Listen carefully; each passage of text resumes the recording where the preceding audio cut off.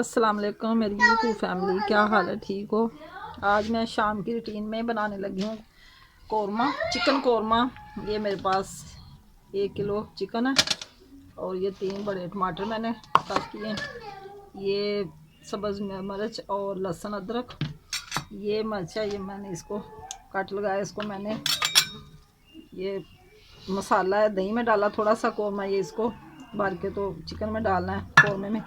ये 3 बड़े प्याज हैं और इसको मैं ग्राइंड करके इसका पेस्ट बनाऊंगी।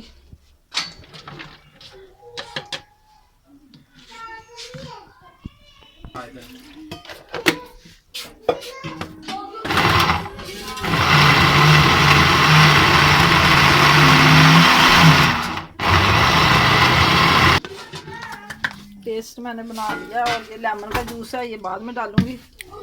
ये है मेरे पास कौरमा मसाला।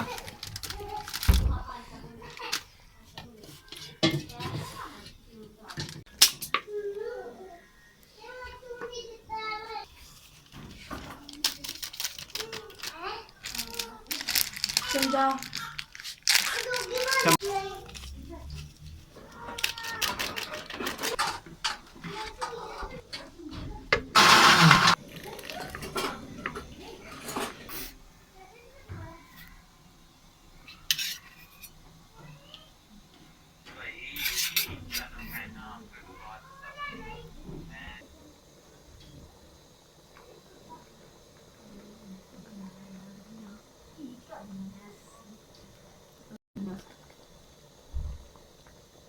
ज़्यादा